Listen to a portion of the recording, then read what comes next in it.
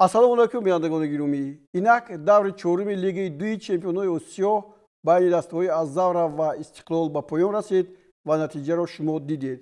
2-1 Истиқлол мағлуб шуд. Аммо бозиаш ниҳоят зебо ва ҷолиб буд ва ростӣ ба ман писанд омад. Барои ки писанд наомад намедонам, аммо ин барномаи баъди бозӣ аст ва бо ман Шӯҳрат Ҷабборов. Бори дигар хуш омадед ба барнома ва бори дигар фикр мекунам ки баҳсое мекунем ки барои беҳтар шудани сифати бозии Истиқлол кӯмак хоҳад кард. чиро дидем ва аз чӣ розӣ ҳастеду аз чӣ не? дар ҳақиқат шумо болотар дуруст гуфтед, Истиқлол дар ин бозӣ хубтар бозӣ кард нисбат аз он бозӣ ки дар майдони хонагии худ дар Ҳисор бозӣ карда буданд. дар ин бозӣ Истиқлол хеле як бо кайфияти баланд бозӣ карданд, бо ҳиссиёти баланд бозӣ карданд ва дар ҳуҷумҳо бисёр кӯшишҳо ҳам карданд. афсус натиҷа на он қадар хуб буд ва афсус ки голи тезро сар доданд. бале дӯстони гиромӣ, агар Истиқлол дар шаҳри Душанбе дар дақиқаи чорум голро аз дарвозааш гирифта бошад, ин навбат дар дақиқаи ҳафтум ба соҳибони майдон Аззавра муваффақ шуд ки тӯбе ба самар расонанду ҳисобро боз кунанд. Инҷо Ҳасан Абдулкарим гунаҳгори ин ҳолат буд барои дастаи Истиқлол, вале барои хушбахтӣ вазъияти оддӣ рӯй дод дар он ҳолате ки бозингари дифои Истиқлол лағҷида ғалтид. аз ин вазъият бозингари Алзавра хуб истифода бурду ба дарвозаи Истиқлол голро зад. ба назарам ки дар қисми аввал нисбатан ба Истиқлол Аззавра беҳтар буд, вале Истиқлол ҳам паст наомад ва ҳамеша дар зери фишор гузошт соҳибони майдонро. аз дақиқаи аввал Истиқлол кӯшиш кард ки тӯбро ба назорати худ гирад. хеле ки болотар гуфтам, дар бозии якум инро мо намедидем ва Истиқлол хеле ҳаракатҳои хуб ҳам кард, кӯшишҳои хуб ҳам карду афсус ки натиҷа на он қадар хуб шуд. ба ҳар нав натиҷаи гуфтам мумкин аст ки шояд дар ин ҷо ягон ҳолате пайдо мешавад ки Истиқлол боз аз дастаи Аззавра пеш мегзарад, аммо навак как дидем голро, баъдан зарбае ки Иброҳим инҷо бисёр зарбаи ниҳоят сахт зад ва инҷо бубинед як ба як Рустам Соиров ин ҳолатро истифода набурд.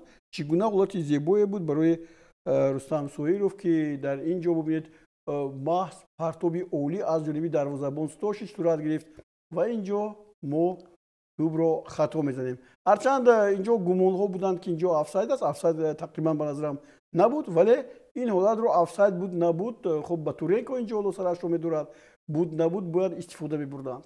маҳорати олии дарвозабони мо Стошич.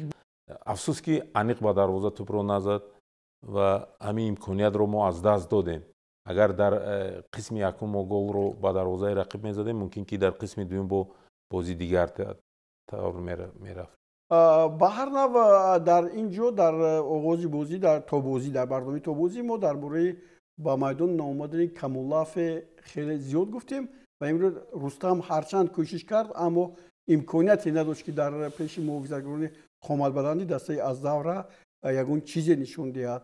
ӯ нисбатан аз дигар бозигарон каме ҳам намоёнтар набуд, ҳарчанд ду имконияти як ба яки голзанӣ дошт. ба фикрам имрӯз баръакс ӯ нақстар бозӣ кард. як имконияти албатта аз бозиҳои пешина як имконияти як ба як баровардан дошт. баъд аз он дар қисми дуюм пеналти ҳам ӯ кор кард, Соировро дарвозабон афтонд. мо то қисми дуюм ҳоло мерасем, аммо то он замоне ки қисми дуюм ҳоло шурӯъ нашуда буд, футболбозони Истиқлол ба ҳар нав фишорро хеле зиёд карданд, вале дақиқтар бозӣ мекарданд футболбозони Аззавра. дуруст, Аззавра дар майдони худ бозӣ мекард, бо ҳам натиҷаи бозии якум онҳоро гӯем ки ба пеш равон мекард. аз ҳамин ҳисоб онҳо гӯем ки дақиқтар буданд, лекин новобаста аз ин Истиқлол ҳам на он қадар бозии бад нишон дод. он ҳамун имконияте ки Соиров дар охири қисми як дошт, аз ҳамон афсӯс ки нағз истифода бурда натавонист. ба туре ки ҳарчанд гуфта буд ки инҷо мухлисон хеле зиёд мешаванд ва онҳо метавонанд ки ба дастаи Истиқлол фишор оваранд ва дастаи худро ба пеш хонанд, аммо ман фикр мекунам ки мухлисон ҳам он қадар ба дастаи Истиқлол таъсир карда натавонистанд. бозӣ ниҳоят муҷаллоб буд. Амирбек Ҷурабоев дар мобайн хеле хуб кор карда, муҳофизатгарон ба дараҷаи олӣ кор карданд. инҷо ду бозигари легионери эроние ки мо дар бораашон гуфтем, онҳо ҳам аз худ маҳорати хеле хуб нишон доданд. аммо дар вақти ивазшавиҳо ба назари шумо иваз кардани ҳам деҳқонӣ ва ҳам бозигар Сиёваш хато набуд? шумо дуруст гуфтед, мухлисон хеле дастгирӣ кардан. аз як лиҳоз ба онҳо ба дастаи Алзавра ҳавасам омад, чаро ки чандкарата қаҳрамони ироқ аст. тоҷикистони мо Истиқлол ин қадар мухлис надорад. ба Алзавра аз ҳамин лиҳоз гӯем ки камтар вай кардам ки онҳо дар майдони худ ҳамин қадар мухлисон доштанду онҳоро гӯем ки дастгирӣ мекарданд, ба пеш мераванд. оиди бозӣ агар баргардем, дар ҳақиқат ҳам Истиқлол аз он вазъиятҳои гӯем ки эҷод кардагиш хуб истифода бурда натавонист. дар ин бозӣ метавонист ки мусовӣ бозӣ кунад. бале, бо омадани Масрур ва Камолафе сатҳи бозӣ, яъне тарзи бозӣ, тартиби бозии Истиқлол беҳтар шуд.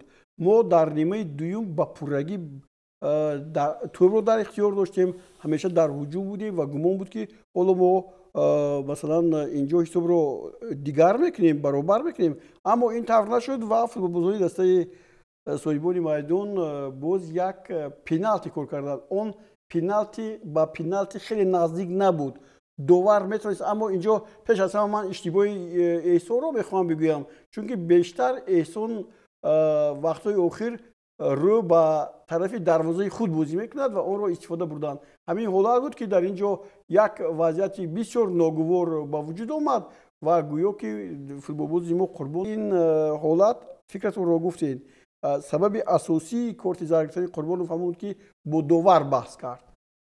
афсӯс, бисёри бозингарони мо як касалӣ бад доранд ки бо доварон баҳс мекунанд. баъд аз он ки довар гӯем қарори худро баровард, бо ӯ баҳс кардан фоида надорад. ва бисёри бозингарон на танҳо Қурбонов, балки Масрур ҳам, Ғафуров дар қисми дуюм. бале. инҷо ман мебинам ки Қурбонов корти зард нагирифтааст. шояд инҷо иштибоҳ аз оморҳо бошад. Ғафуров ва Манучер Сафаров аз дастаи Истиқлол, Иброҳим хуб Ходим аз дастаи Алзавра ва Кларенс Битан, оне ки ба майдон омаду якбора ба довар боз ӯро ҳам гӯш накард, онҷо корти зарди дигар гирифта шуд. хуб, биёед акун таваҷҷӯҳ мекунем ду голе ки аз ҷониби Алзавра зада шуд. биёед ба голи Амирбек Ҷурабоев. дар ҳақиқат шумо инҷо гуфтед, Рустам инҷо кори худашро ҳалол ба дараҷаи олӣ иҷро кард. ҳоло гузариши футболбозони дастаи ёд буд, боқӣ монд ва дар натиҷа ин вохӯриам бо ҳамин ҳисоби 2-1 ба поён расид. аммо мо оморҳое дорем ки бисёр ҳам метавонад каме ҳам дили мухлисонро шод гаронад. барои чӣ? барои он ки боҷиҳое ки Истиқлол пештар дошт, ба оморҳо вақте ки нигоҳ мекардем, онҳо дар бисёр ҳолат қафо мемонданд. ҳоло зарбаҳо баробар буд, 9-2. зарбаҳо ба сӯи дарвоза, ба чаҳорчӯби дарвоза 3-2 хуб ба нафъи соҳибони майдон аст. Истиқлол дарвозабонаш дар сейфҳо ҳам, яъне дар ҳам нигоҳ доштани дарвоза ҳам баробарӣ аст, 1-1 ва дар ихтиёр доштани тӯб ҳам хеле хуб шуд. 45-55, 45 Истиқлол аст, 55 соҳибони майдон. зарбаҳои кунҷӣ 5-4 ба нафъи Истиқлол аст. хуб, хатоҳо ҳам 11 хато аз ҷониби соҳибони майдон, 8 хато аз ҷониби Истиқлол, вале офсайдҳо аз, яъне дар ҳолати нобозӣ будан дар Истиқлол хеле бисёр буд. 8 маротиба اونها در حالت نابودی قرار گرفتند. در این مسئله شما چی میگی؟ عموما اگر امور بازی امروزه را به نظر گیریم، در حقیقت هم همین آمارها نشان داده ایستادند که استقلال در سفر خوبتر بازی کرد نسبت به بازی که در میدان خود در حصار گذرانده بود و در همین آمارها گویم فرقیت کلان نبود یا که برتری یکی از دسته کلان نبود. گویم که بازی سزاوار رو نشان داد. آیدی بازی غیر بازی افساید ها آن رو اگر به نظر گیریم این گویم امور بد نیست، نابسته از آن که بسیارتر در افساید بازیگران استقلال بودند. این معنای آن رو میدهد که آنها کوشش بسیارتر به هجوم کردن، از همین حساب به افساید بسیارتر میافتیدند. اصلا دیگر اینجا توشش هم بسیار ویرانه ببینید، یک و یک رستم سویروف رو برآورد. باز قسم بیشتری همین وضعیت‌های نابودی پس از آن که ستوش توپ رو به پیش میزد در همین جا گرفته شدند. در این مسئله باید استقلال حتما یک راه و روش دیگری رو پیشه کند که این گونه ضربه های فوریه که به پیش فرستاده میشوند با سرعت باید استفاده شوند و حساب باید به نفع استقلال باشد. البته این چیز رو باید ستاد مربیان دیده برآیند و بعد از آن به بازیگران یک مصلحت خوب دهند که از این پرتوفای ستوش خوب استفاده برند. خوب، بیاید درباره کورت های زرد هم بگوییم. 2-2 است اینجا نشان دهنده ها. در حقیقت قربانوف کورت زرد نگرفته است. ما اونجا دیدیم که او نشان داد به داور که داور باور کند، اما داور باور نکرد. خوب، از حساب با یکدیگر دادن توپ ها 367 استقلال، 453 صاحبان میدان. دقیقت پرتاب ها با یکدیگر 77 به 80.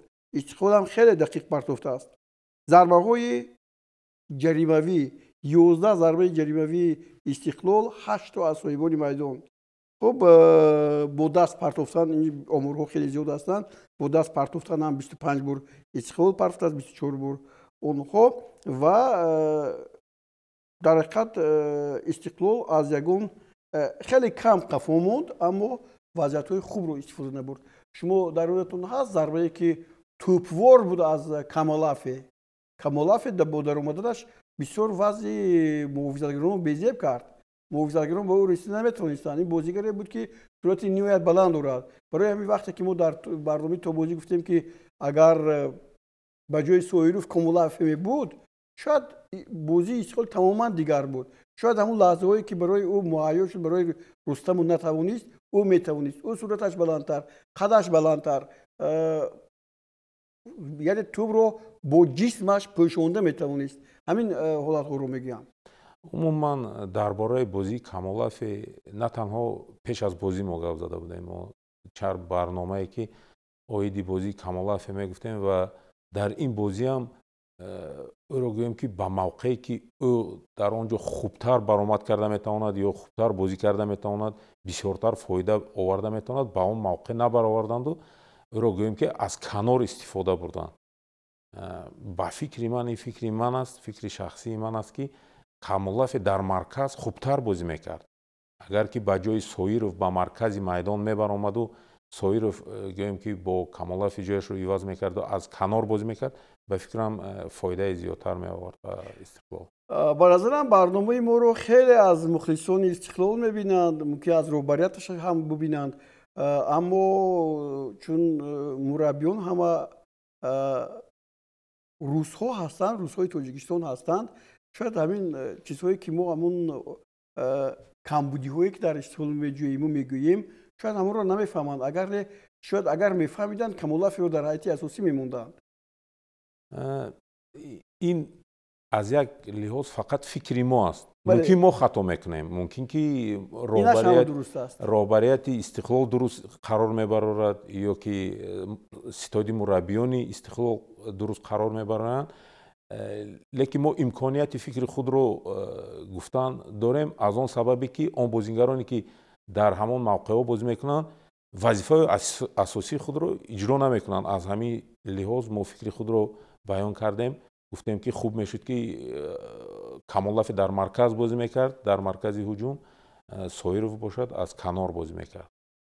البته درست میگید این فکر ما است ما داخلی خودی دست رو نمیدونیم مشکلی ها رو نمیدونیم شاید چون مشکلی هایی گفتیم باشند дарди пой миён мушак ва ревматизм шуморо нороҳат мекунад.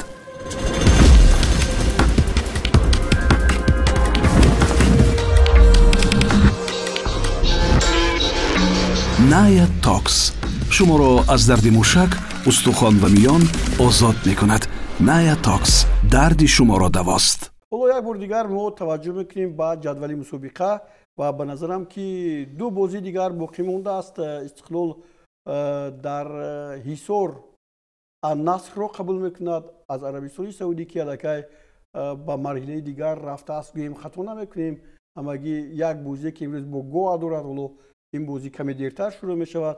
اگر بله حالا در این لحظه که ما با هم صحبت داریم اون ادامه دارد و اگر اونجا غلبه کند پس برای النصر امتیاز اونقدر ضرورت ندارد و وقتی که به دوشنبه اومد شاید استقلال النصر رو مغلوب میکند و یک مغلوب کردن النصر برای ما امکان میدهد که ما به دور دیگر رویم به شرطی که النصر در واخوری با الزاوره که همین گویا در میدانش قبول میکند برعکس به دوشنبه به میمونی میآید و در اونجا به حیث میزبان الزاوره رو قبول میکند و مساویش هم بس هست که ما به دور دیگر رویم به شرطی که باز در سفر با گو و با غلبه نایل شویم.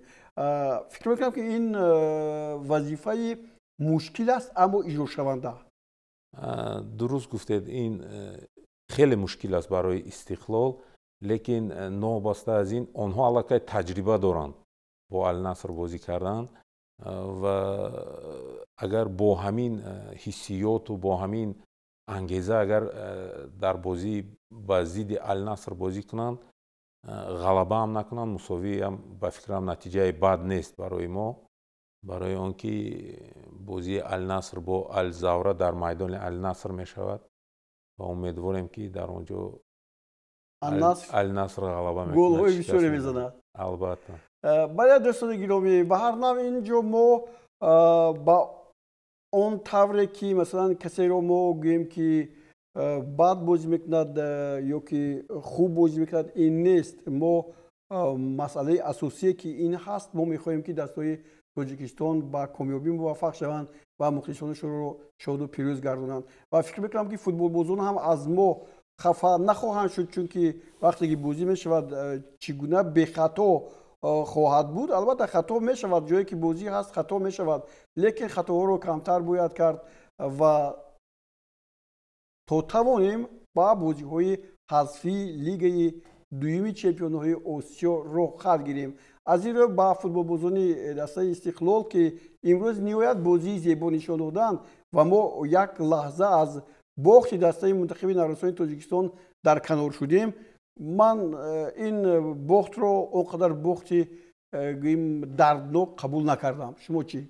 من هم همچنین برای که میدونستم که دسته های تیم های ملی تیم های نورسان آسیا نسبت به تیم های اروپایی کمتر ضعیفتر هستند. از همین حساب این باخت برای من نه اونقدر گویم که علم آور بود. نتیجه نه اونقدر خوب لیکن همش در پیش است. باور داریم که در بازی آینده نورسان هم بازی خوب نشان میدن. بله تنها خیلی که در آغاز برنامه تو بازی گفته بودیم تنها یک غلبه میتواند که دسته منتخب نوسان تاجیکستان رو با بازی های حذفی برد. از طرف دیگر استقلال هم میتواند با النصر یا مساوی بازی کند یا با غلبه نایل شود چون که استقلال میتواند مثل همین روزه اگر فشار هر قدر زیاد باشد من فکر میکنم که النصروی ها یا خود دسته النصر عربستان سعودی در تاجیکستان خوب بازی کرده نمیتوند. این آرزوی من است. در اینجا برنامه بعد بازی رو به پایان میرسونیم و شما تشکر میگم شورا جان که همیشه خواه شب است خواه دیلی شب است خواه روز است شما با ما هستید و در مثلا تحلیل بازی ها به ما کمک میرسونید.